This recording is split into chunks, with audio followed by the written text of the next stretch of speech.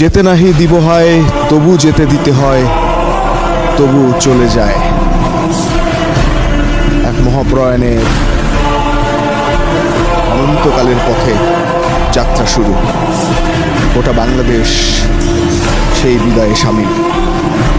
দ্বিতীয় বিশ্বযুদ্ধের ঠিক পরেই দিনাজপুরের স্কেন্দার মজুমদার ও তৈয়বা খাতুনের ঘর আলো করে এসেছিলেন যে পুতুল, দিনাজপুরের এক সাধারণ পরিবার, তারপর সেখান থেকে রাজনৈতিক এক মহাকাব্য লিখে আজ তিনি মহাপ্রয়াণের পথে।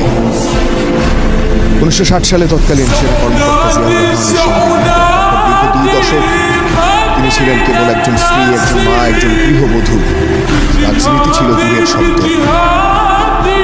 1981 সালের 30 মে চট্টগ্রাম এক রাত, যে রাত বদলে দিল একটি নারীর জীবন, একটি দেশের ইতিহাস।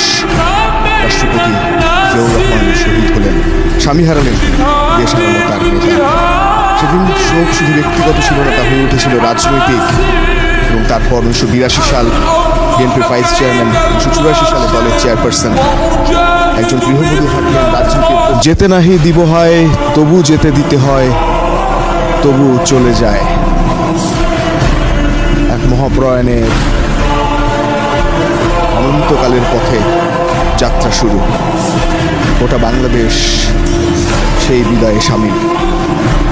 দ্বিতীয় বিশ্বযুদ্ধের ঠিক পরেই দিনাজপুরের স্কেন্দার মজুমদার ও তৈয়বা খাতুনের ঘর আলো করে এসেছিলেন যে পুতুল, দিনাজপুরের এক সাধারণ পরিবার, তারপর সেখান থেকে রাজনৈতিক এক মহাকাব্য লিখে আজ তিনি মহাপ্রয়াণের পথে।